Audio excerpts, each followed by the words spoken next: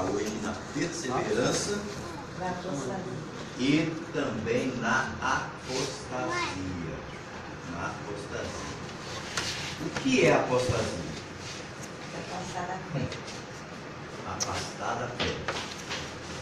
Nós vamos observar na lição o perigo. Quem que a apostasia pega? Quem que está no perigo e pode ser afetado pela apostasia. Observa bem, o textual da nossa lição aqui, ela é muito abrangente e forte para poder tomarmos um conselho desse escritor aos Hebreus, a não cair no fracasso de muitos que já caíram, infelizmente, né? Que já caíram. Observa bem, para que vos não façais negligente, primeiro, mas sejais imitadores, segundo, dos que pela fé e paciência herdam a promessa. Primeiro, não se fazer negligente. Segundo, ser imitadores dos que pela fé e paciência herdam as promessas. Imitadores. Não tem muitos produtos no mercado imitadores que você pega, não é o mesmo, mas imita aquele. Você vai na farmácia e não, esse não é o original, só que ele imita o original. Não é assim que o farmacêutico fala? Ele imita o original, ele não é o verdadeiro, mas ele está imitando. Então, de uma forma que nós possamos imitar o verdadeiro. Imitar o verdadeiro. Porque é propenso a pessoa, o ser humano em si, pelas falhas humanas, ele querer imitar sempre o errado, sempre a pessoa errada. Quando eu digo a pessoa errada, é a pessoa errada. É a pessoa que fulano de tal faz isso, eu também vou fazer porque fulano faz. Fulano de tal faz aquilo, eu vou fazer porque fulano de tal faz. Fulano é melhor do que eu, é melhor do que ele, então eu vou fazer. Aí por que a pessoa não pensa o seguinte? Eu vou imitar então aquele que está na presença de Deus, aquele que está orando, aquele que está buscando, né? Por que a pessoa não procura imitar sempre quem está na brecha? Sempre quem está procurando tapar a brecha. Nunca procura imitar os verdadeiros. Nunca procura imitar os verdadeiros. Sempre procura imitar. Porque fulano, mulher de pastor, ciclano de tal, faz isso, ela não é melhor do que eu, ou ele não é melhor do que eu, então eu vou fazer isso daí. E aonde mora o erro nosso? Aonde mora o erro nosso? É querer imitar uma coisa errada. Ou imitar alguém que está fazendo errado. Esse é o erro nosso, né? Então a apostasia começa por aí. A apostasia começa, primeiro, pela negligência. Segundo, pela desobediência. Terceiro, pelo descontentamento. E assim por diante. Porque uma pessoa descontente na igreja põe defeito no pastor, põe defeito no ciclo de oração, põe defeito na irmã dirigente do ciclo de oração, põe defeito no professor, põe defeito no superintendente, né? Que é nosso superintendente, não é que está na frente dele não, mas ele é um excelente superintendente. Um excelente superintendente, né? É um super mesmo, né? É como eu digo, é o super Hélio. Então, observa bem. A pessoa descontente, ele arruma tudo quanto é pretexto para cobrir o seu erro. Esse é um dos maiores problemas. Para cobrir o próprio erro. Daí vai ponhando culpa de um e outro, daí vai se afastando, daí vai se apostando da fé. Porque a apostasia é isso daí. É a falta de obediência aos superiores. E depois de apostatar da fé, pode até voltar. Só que vai ser muito difícil, né? Vai ser muito difícil. Então, observa bem. Contra o perigo da apostasia, a palavra de Deus revela a necessidade ter, primeiro, ânimo. E segundo, perseverança. E terceiro, fé. Primeiro, ânimo. Segundo, perseverança. Terceiro, fé. Porque se não tiver fé, é impossível agradar a Deus, né? Hebreus, que já estamos mesmo estudando a carta aos Hebreus, lá diz que sem fé é impossível. O importante é que chegue a Deus, chegue com ele, com fé. Tem que ter a fé. A fé é o fim e fundamento da vida cristã. Da vida cristã. Aí acontece o seguinte, a pessoa às vezes duvida e não recebe, e o outro recebe. O outro recebe. Aí ele fica murmurando. Ah, mas por que fulano, tão pouco tempo já de crente, já recebeu e eu nada? Porque tem pessoas, irmão, que tem 30, 40 anos de crente e não foi batizado no Espírito Santo. Tem pessoa que morreu e não foi batizada ainda. E tem pessoas que aceitou Jesus hoje, às vezes amanhã já recebeu, ou no mesmo dia já recebeu. Ou no mesmo dia já recebeu. Isso vai de dentro do crer, de dentro do crer da pessoa. Ele com Deus, né? Ele com Deus. Então, a necessidade, outra coisa, a necessidade do crescimento espiritual em Cristo é o assunto que está na nossa missão. Né? É o assunto que está na nossa missão. É a necessidade do crescimento espiritual em Cristo. É o que nós vamos estudar na nossa missão. Amém? Amém. Quantos estudou a lição em casa? Quero ver. Eu li. Uma, duas, três, quatro, cinco. Está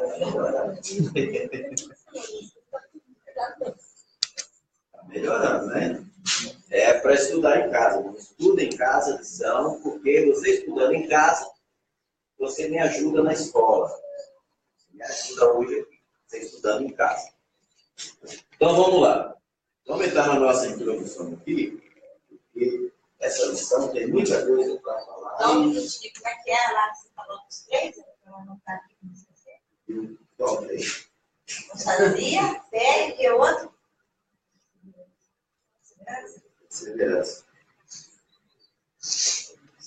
Então, observa bem.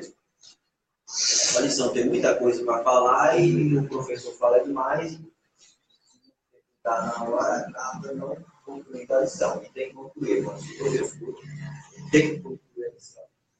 Senão, a lição fica pela metade e o aluno fica perdendo também, porque você pagou pela lição. Foi para você estudar a lição inteira, não pela metade. Mas às vezes é uma falha nossa e nós falamos demais mesmo, né? Tem jeito, né, Montomé? Vai um assunto, vai outro e acaba que não foi dar, a gente vai para trás. Então vamos lá. O autor já havia dito que os crentes deveriam ser mestres. Observe bem, eu quero que os irmãos prestem bem atenção nessa lição, na leitura que eu estou fazendo. Eu gosto que os irmãos prestem atenção em mim. Eu sou inflado. Eu gosto de ir conversando com o porque ele me tira a atenção. Eu perco todinha a ponta quando eu vejo alguém conversando assim entre vocês. Eu gosto de prestar atenção em mim. Porque se você não prestar atenção em mim, você não vai entender o que eu estou falando. Né? Então, observa bem. O autor já havia dito que os crentes deveriam ser o quê? Mestre. Primeiro, já deveriam estar ensinando os outros. Já deveriam estar ensinando. Mas ainda necessitavam de ser ensinados. Mas ainda estavam necessitando de ser ensinados. Mas uma vez dito, ou disse, ou disso, necessitavam que alguém lhes ensinasse de novo os primeiros rudimentos. Primeiros rudimentos. O que é o rudimento? Pois. Não. O que é o rudimento mesmo? Mas aí a gente passa Faça desafios de si mesmo, são palavras que a gente pensa que é uma coisa que não é. Né? Então, observe bem, rudimento é elemento inicial, princípio, começo. Órgão que se não desenvolveu com perfeição. Isso que é rudimento. É o princípio. O que ele está dizendo aqui é que eles necessitavam ainda das primeiras palavras que já foram ditas para eles, já fazia tempo para eles. Já fazia tempo que foram faladas as primeiras palavras, eles estavam necessitando de ouvir de novo as mesmas coisas. As mesmas coisas que foi dito no início, no começo. E sendo que eles já poderiam ser o quê? Mestre. Já poderia estar ensinando. Já poderia estar ensinando. Mas, infelizmente, não, né? Então, a vida cristã é dinâmica e exige que os discípulos vá além dos primeiros passos. Mas isso não estava acontecendo com a comunidade com a qual o autor sacro se correspondia. Em vez disso, davam sinais de quê? Cansaço, indolência, negligência, imaturidade espiritual. Imaturidade espiritual. Esse negócio aqui de indolência aqui, ó, é ansiedade, empatia, negligência, desleixo, ociosidade, né? E preguiça. Essa indolência aqui, isso aqui está nessa palavra indolência aqui, ó. Eles estavam tendo tudo isso. E sendo que já poderiam ter alcançado outros. Estava na mesma coisa. Se nós não vigiarmos nossos dias que nós estamos vivendo, no mundo que nós estamos atravessando, na tecnologia que vai o mundo com os aparelhos eletrônicos para todo lado, para toda banda, podemos cair na mesma armadilha que esses irmãos estavam caindo lá. Só que lá acho que eles eram pior que nós, porque lá não tinha televisão, lá não tinha celular, lá não tinha internet, lá não tinha nada disso para extrair. Lá não tinha nada disso. Mesmo assim, eles estavam nas primeiras coisas. Nas primeiras coisas.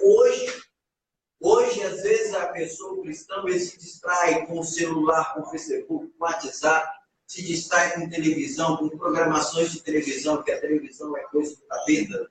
Não tem para onde fugir, irmão. A televisão é coisa do plano. É coisa do plano. Não tem para onde escapar. A televisão é coisa da vida. Muitos crentes hoje não vão à igreja, por quê? Primeiro, desleixo. Segundo, a televisão impede. Porque uma programação lá é mais importante do que ir para a igreja. Aí vai se afastando da fé, vai se acomodando, e se alguém for falar com ele, ainda acha ruim. Não é assim? Acha ruim ainda. Quer matar minha vida, e tal. Né? Mas o que acontece? É o que a Bíblia aqui diz. Sinal de cansaço, indolência, negligência. Essa indolência e negligência aqui é uma das piores coisas que pode existir na vida do crente. Porque a negligência é você deixar de fazer aquilo que você pode fazer. Você ser negligente. Você pode pegar uma caneta que caiu ali, mas não vou pegar. Não pega, porque eu não vou pegar. É a negligência. Às vezes você pode pegar, mas você não pode pegar. Então é a negligência. O que acontece? O ser humano, ele quer alcançar o céu, mas não quer fazer esforço para alcançar o céu. O céu é tomado o quê? Que Jesus falou? Não é isso com força? Não é tomada a força? O céu é tomada a força. Não é esforço, é tomada a força. Quer dizer, você tem que fazer força para entrar no céu. Tem que fazer. Se você não fizer força para você entrar no céu, você não vai, você não entra. Agora, lá embaixo, com força sem força, vai. Lá você não precisa fazer força. Lá não precisa fazer força. Ou com força sem força, está indo. Ou querendo ou não querendo, está indo. Ou de boa ou sem de boa, está indo. Então, nós estamos no meio, irmãos. Nós estamos num tiroteio espiritual. Nós estamos no meio. Céu e inferno. No meio. Aí o ser humano não sabe o que é o inferno. Não conhece o inferno. Deve de qualquer jeito, né? Então, observa bem. Então, tem sinal de cansaço, indolência, negligência, imaturidade espiritual, o que poderia trazer como consequência esfriamento e o fracasso na fé. A graça não é irresistível e nem tampouco incondicional. A apostasia é retratada pelo escritor como algo real e não apenas como um perigo hipotético. Por isso, ele mostra que para evitar decair é necessário perseverança, fé e confiança nas promessas de Deus. Perseverança, confiança nas promessas de Deus. Ao contrário disso, estamos propensos ao fracasso. Primeiro, por que o homem fracassa? Por que o ser humano fracassa? Primeiro é a falta de confiança. Deixe de confiar. Por isso que fracassa. Primeira coisa, primeira brecha, é a falta de confiança. Aí o diabo entra. Ele não está confiando. Aí o diabo vem. Põe uma cunhazinha dele, bate a barreira. Aí ele abre. Aí começa aqueles outros, porque aqueles pensamentos que vem na cabeça do ser humano, que não é de Deus, aqueles pensamentos não é maligno, é do diabo. Você sabia que o diabo ele joga os pensamentos na cabeça da pessoa? Sabia disso? A gente pensa na gente. E a pessoa pensa que é dele, não é. Não é, é o diabo. É ele que joga. Você sabe que é dele. Sabe que é dele. Sabe que aquela irmã falou um negócio para mim que, olha, eu não gostei de jeito nenhum. Vou virar as costas para ela. Vou virar as costas para ele. Aquele irmão falou um negócio para mim que vou virar as costas para ele. Aí o que acontece? O diabo vai trabalhando. Vai trabalhando. Aí vem a desconfiança, em vez da confiança. Aí vem a negligência, que poderia às vezes ajudar, já não ajuda mais. Já não ajuda mais. E assim por diante. Aí, irmão, quando cai na apostasia, aí sim, aí o negócio fica feito dele. Porque o apóstata, depois que ele se aposta na fé, ele não aceita mais ninguém falar nada. Não aceita mais ninguém. E nós temos exemplo disso na Bíblia. Tem vários exemplos na Bíblia de pessoas que se apostaram na fé. Paulo falou de Filipe e Emineu e Filipe, né? Os dois se apostaram na fé, dizendo que a ressurreição já tinha acontecido. Fileto, né? Oi? Emineu e Fileto. Isso, Emineu e Filipe. Que a ressurreição já tinha acontecido. Que já era, já tinha sido passado. Coisa nenhuma. Coisa nenhuma. A ressurreição não passou ainda, não veio ainda.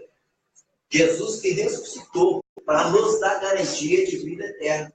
Porque se Jesus não ressuscitasse, que garantia nós teríamos? Nenhuma. Nenhuma garantia. Então, ele ressuscitou. Necessário foi Jesus ressuscitar dos mortos para nos dar garantia de salvação e vida eterna, ressurreição. Porque assim como ele ressuscitou, assim também ele vai ressuscitar os seus, que vão levar para a glória, né? Vai levar para a glória. Então vamos lá, primeiro tópico. Posso retirar a outra direto para a hora de abençoada, né? Primeiro tópico diz assim, ó, a necessidade do crescimento espiritual.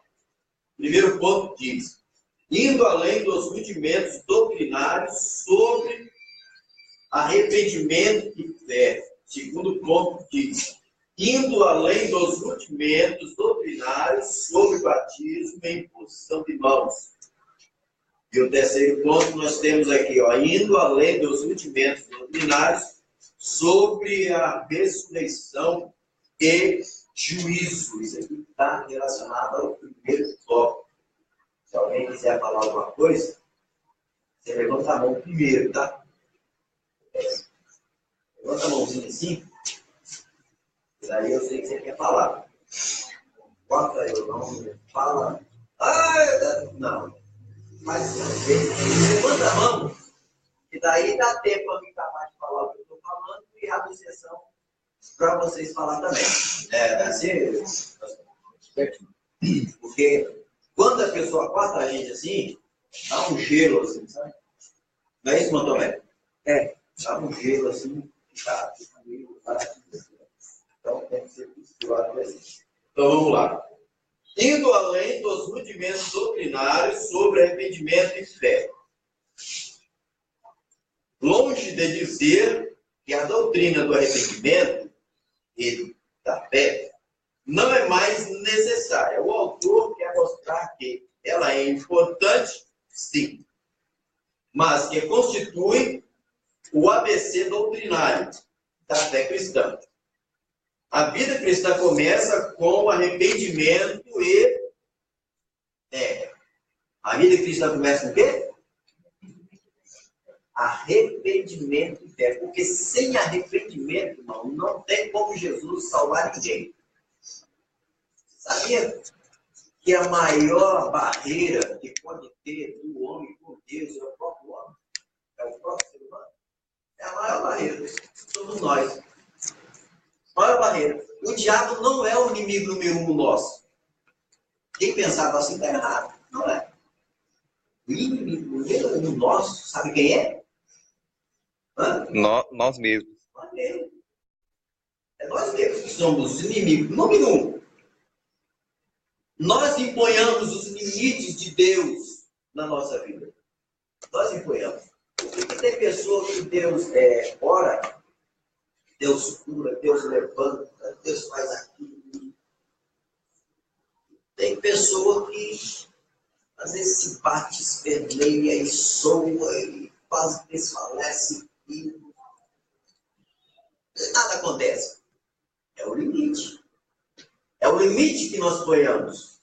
É o limite que nós ponhamos. É igual aquela frase: muita oração, muito poder, pouca oração, pouco poder. Nenhuma oração tem muito poder. Porque os que mais operam é os que mais ficam na presença de Deus. Os que menos operam é os que ficam menos na presença de Deus. E os que só falam que nem lata velha, que não acontece nada, é os que não ficam na presença de Deus. Porque tem as pessoas que querem, mas não querem pagar o preço. O negócio é de graça, a salvação não é de graça. Você não paga nada para ela. Para adquirir esse passaporte para ir para o céu, você não paga nada. Mas você tem que pagar o preço para você adquirir as bênçãos de Deus, as bênçãos espirituais. É no jejum, é na oração. Porque senão, Jesus não precisava ficar perdendo tempo orando, igual ele orava na terra. Jesus era orador, irmãos. Ele orava. Ele ia no monte, passava a noite orando no monte. Orava com os seus discípulos, chamava eles para orar, mesmo que eles não estavam entendendo o que estava acontecendo ali, mas ele chamava para ir orar. Jesus era orador, né? Era orador. Então, observa bem. Tem que ter o arrependimento e fé para que as coisas aconteçam. Para que as coisas aconteçam. Então, longe de dizer que não é necessário o arrependimento. É necessário, sim, o arrependimento. É necessário se arrepender dos atos praticados. Porque uma vez que o Provérbio diz que aquele que confessa e deixa, alcança misericórdia. Se ele confessou e deixou, ele está o quê? Arrependido. Está arrependido.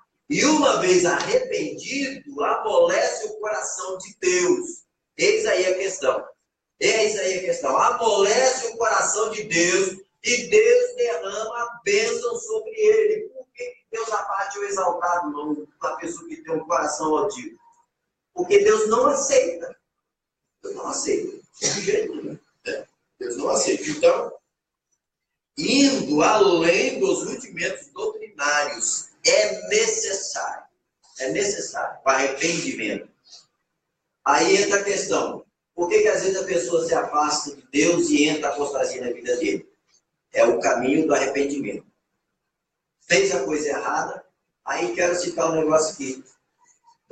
A apostasia, ela vem assim de graça? Assim, aparece assim de uma hora para outra na vida da pessoa? O que vocês acham? Começar aos poucos. A pessoa começa aos poucos. Ela vem de graça ou não? Assim, começou do nada. Não, a apostasia não começa do nada. Observa bem.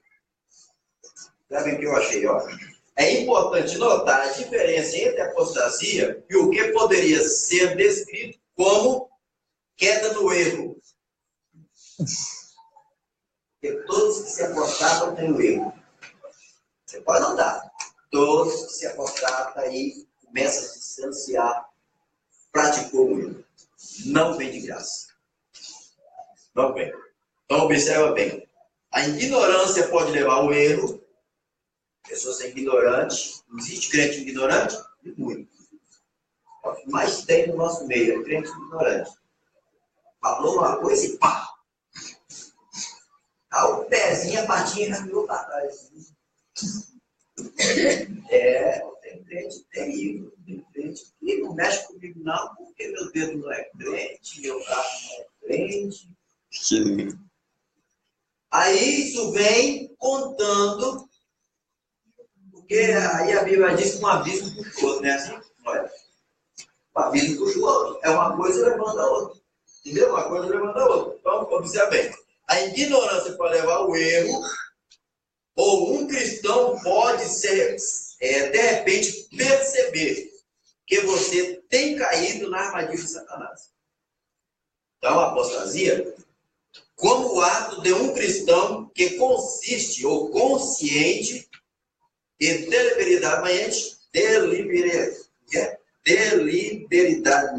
agora não falei essa palavra, rejeita a verdade revelada da divindade de Cristo e a redenção pelo seu sacrifício. É aonde começa a apostasia. Onde começa. E ela não vem de graça. A apostasia não vem. Infelizmente, no motivo que nós estamos vivendo, é tanta coisa, tanta apostasia. Eu vou sair daqui porque eu não me dou bem com o pastor antes, eu vou abrir a igreja. Não é assim que funciona? Eu vou abrir uma igreja para mim, eu vou colocar Assembleia de Deus. Assembleia de Deus, Refúgio dos Santos. Aí eu pego e venho aqui no ouvido do Noé. Noé, vai ser um excelente pretendente. Eu vou precisar de um lá. É o que acontece no dia de hoje.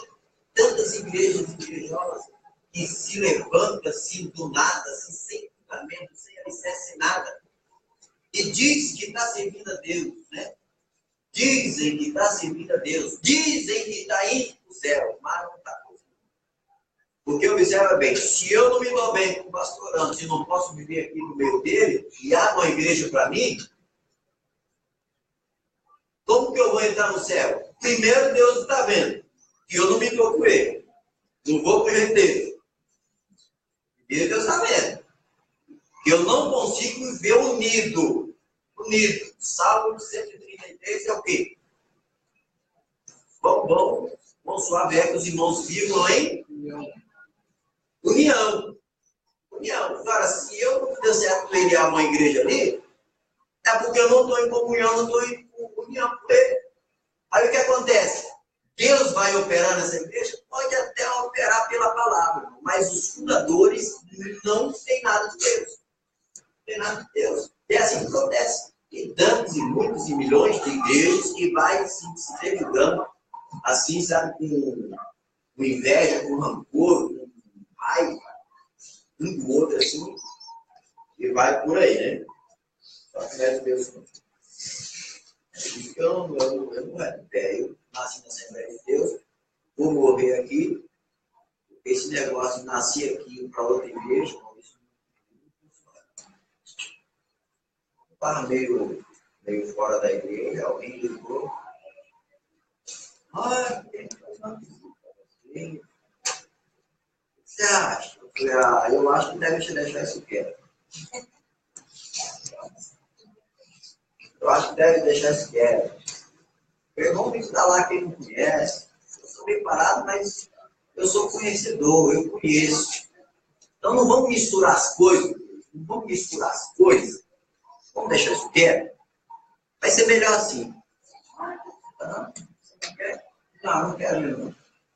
Pronto, não tem conversa. A pessoa que é licenciada na palavra, no mesmo que ele esteja balançado, ele não vai atrás de coisa. Não vai. Sim, vai lá. Então, eu falar assim, que tivemos uma visita aquela senhora secretária lá, né? Vocês conhecem, né? Ele lá, né? Ele era fechado, né? Então, pediu a Deus, daí ele para Jesus, né? E ele batizou na nossa igreja por muitos anos, né? Você sabe que a mulher dele saiu da nossa igreja e foi para o ministério, né? Vamos lá, foi, né? Deus, amor, foi um, foi outro, né? E ele, né, continua firme nessa igreja, né? Sozinho. E essa semana, eu e meu velho estava na rua, daí ele chegou assim, batizou na mulher dele. Aí, batizou aqui. Daí, você sabe o que aconteceu? Ele falou assim, que o pastor André, né? Eu vou direto para o assunto. Se teve na casa dele, falou assim, meu filho, sua mulher, quando entra na questão, Deus, vai para lá. Lá na igreja de vocês, você não tem cargo, não te dão nada. Você tem quantos anos? Você não, eu vejo todo dia você na igreja, você não participa do musical. Nós precisamos de um crente que nem você lá. Eu vou dar a chave da igreja para você. Isso eu estou falando aqui para mim. Daí eu falei, irmão, assim, tua esposa lá, como é que fica no culto igual, você em um lugar e a outro? Eu falei assim, quem tem que vir atrás de você é ela. Então, se não pudesse orientar ele, né? Porque a gente não tem essa mulher, né? É complicado, né? Mas eu vou tentar ajudar ele do meu jeito, né? Mais um pastor, né? Fácil para ser presidente. Então, eu queria pedir isso. Vai caçar lá no mundo, eles não caçam, não.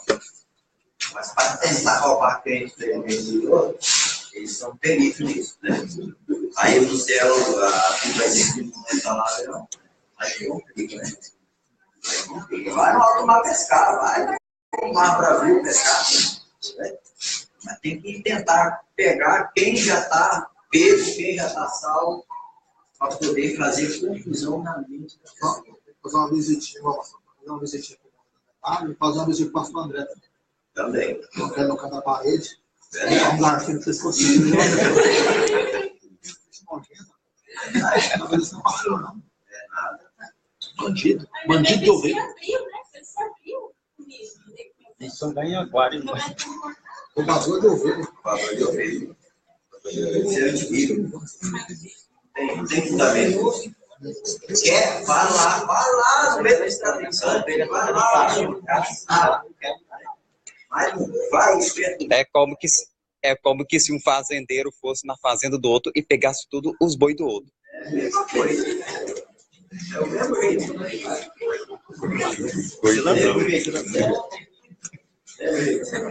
Então é preciso arrependimento. Segundo, indo além dos rudimentos doutrinários sobre o batismo e imposição de mãos. O segundo bloco do rudimento doutrinários mostrado pelo autor é formado pelos ensinamentos sobre batismo e imposição de mãos. O contexto mostra que em Hebreus 6:2 a referência é ao batismo cristão em contraste com outros batismos praticados no judaísmo. Esse outros batismos aqui, praticados no judaísmo, eles não eram o mesmo batismo. Não era o mesmo batismo. O batismo nosso hoje cristão é para arrependimento de pecado, é simplesmente pecado. Quando ele fala aqui do outros batismos do judaísmo, que no judaísmo, por exemplo, o gentio que fosse entrar para a religião do judaísmo judaico, ele tinha que passar pelo processo de lavagem. Ele tinha que passar pelo processo de lavagem primeiro, para depois entrar. para depois entrar. Era o chamado de batismo. Ele tinha que ter um processo de banho primeiro, para depois ele entrar. Porque ele não chegava assim entrando. Não chegava entrando. Primeiro ele tinha um processo de banho e depois então ingressava. Tanto que quando o povo estava lá no deserto, o processo de banho Deus exigiu lá. E disse para Moisés: traga Arão, teu irmão, à porta da tenda da congregação e lava ele, banha ele com água, para que ele seja purificado e assim possa entrar e fazer o sacrifício por ele, pelo povo. Então era um processo, era chamado batismo. É por isso que ele fala aqui era diferente do batismo praticado pelo judaísmo. Então, na igreja primitiva, o batismo em água era feito em razão ao arrependimento para a remissão dos pecados. Então, o batismo não possuía poder salvífico, não possui poder salvífico. Isto é, não era um sacramento, mas um testemunho público da fé em Cristo. Por outro lado, a doutrina da imposição de mãos é evidenciada em vários lugares da Bíblia, mas era sempre demonstrada como um símbolo interior da prática, ou exterior da prática, oração. Primeiro orava e depois colocava as mãos sobre a pessoa. Eles queriam, esses irmãos lá, o que acontece? Eles queriam que sempre repetisse a mesma coisa para com eles. Que sempre repetisse a mesma coisa para com eles. É por isso que, no começo aqui, ele está dizendo aqui: pelo que deixando os rudimentos da doutrina de Cristo, prossigamos. Quer dizer, das primeiras coisas, vocês já receberam a imposição de mãos, vocês já foram batizados, entendeu? Vocês já foram batizados, vocês já receberam a imposição de mãos. Agora, vocês prosseguem para frente, vai para frente. É a mesma coisa que você está empurrando a pessoa, empurrando. É assim, às vezes você empurra alguém, carrega alguém, está pelejando com alguém, e esse alguém está lá. Dá mais empurrãozinho que eu ando. Dá mais empurrãozinho que eu vou. Dá mais empurrãozinho que eu vou no passo. E assim por diante. Aí chega uma hora que você cansa, né? Explica, ensina. Aí tá, para a mesma coisa, não se mexe, não faz nada, não procura chegar perto de Deus, não ora. Aí você está lá orando pelo sujeito e querendo que o cara vá para frente. É assim que estavam os irmãos lá, desse jeito. Estava ele lá. Estavam querendo as coisas tudo de lá no começo primeiro, estavam querendo fazer tudo de novo. Essa carta aos Hebreus, irmãos, é uma carta... É a maior carta exortativa do Novo Testamento. Essa carta aos Hebreus aqui. A maior carta exortativa. Essa é o fundamento do crente. Se o crente quiser ir para frente, é só ler Hebreus e prosseguir conforme ele está dizendo aqui. Cristão, ele fica um crente de primeiras qualidades. Sem dar trabalho para pastor nenhum e nem dar trabalho para Jesus. Então, terceiro, indo além dos rudimentos doutrinários sobre a ressurreição e juízo. Fica patente para o leitor do Novo Testamento que a pregação apostólica se fundamentava primeiramente no fato da ressurreição de Jesus, que era pregado, porque Jesus, ele morreu e ressuscitou. Então a pregação era a ressurreição de Cristo. Ressurreição de Cristo. Porque até o então, acho que foi Paulo que falou que se Jesus não tivesse ressuscitado, então todos nós estaríamos perdidos. Se Cristo não tivesse ressuscitado, porque alguns não acreditavam ainda que Jesus havia ressuscitado. Mas como ele tinha predito, tinha falado sobre a sua ressurreição, ele ressurgiu após o terceiro dia, ressuscitou. E essa é a garantia nossa. Essa é a garantia do cristão. É a ressurreição de Jesus. É a ressurreição de Cristo. Porque se ele não tivesse ressuscitado, vão seria nós estar aqui nessa manhã. Bom seria nós estar aqui nessa manhã. Então, observa bem. Então, tanto a doutrina da ressurreição dos mortos como o juízo vindouro são demonstrados pelo autor como fonte de esperança para o cristão. Elas eram elementos indispensáveis para que o cristão mantivesse sua expectativa no porvir, mas não deveria parar aí. Antes tinha de avançar. Não vai ficar só nisso. Porque Jesus ressuscitou, nós vamos ressuscitar também, e a nossa alegria é essa e coisa e tal. Não. O crente, ele tem que avançar. Avançar. Se não me engano, está em Eclesiastes, que o crente é como uma aurora, que vai até ser dia perfeito. Se não me engano, é Eclesiastes. Que vai até ser dia perfeito. Vai clareando até ser dia perfeito, a perfeição do cristão, do ser humano. Porque o dia que ele for 100% aqui na terra, Jesus não deixa ele aqui na terra. Não deixa. Porque dificilmente alguém chegar a 100%. Não chega, o ser humano não consegue chegar. O máximo que podemos chegar é 70% a 80%. O restante, Deus nos ajuda, Jesus nos ajuda, irmão. Porque se não fosse pela ajuda dele, nenhuma carne se salvaria. Não, senhores. Por causa de quê? Por causa da nossa carne. E a matéria da nossa carne é fraca. E só pende para as coisas terrenas. Esse é o problema. O Espírito veio de Deus, mas a carne foi fabricada por quê? Foi fabricada. Então ela está aqui, ela puxa para ali. Ela quer desfrutar de tudo que o diabo está apresentando por aí, que parece ser bom, né? Não parece ser bom? Parece ser bom. É a mesma coisa de uma sepultura. Tem uma sepultura bonita lá no cemitério, não tem? Né? Com cerâmica em volta. Eu já coloquei umas plantas lá, fiz, e revesti cerâmica. Ficou bonito o negócio, né? Ficou bonito. Mas, por dentro, está o quê? O que tem lá dentro?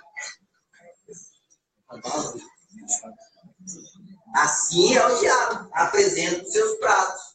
Por fora está bonitinho. Mas por dentro... É a bagaceira. Por dentro o negócio fica feio. Por dentro é a bagaceira. Eu gosto de fazer sepultura. Eu gosto de trabalhar assim. Parede lá. Já fiz mais 5, 6 lá. Alguém que tiver parede lá que não tem ainda feito, só falar que eu vou lá. Né? Então vamos lá. Vamos para frente? Alguém quer falar alguma coisa nesse tópico aqui que nós terminamos?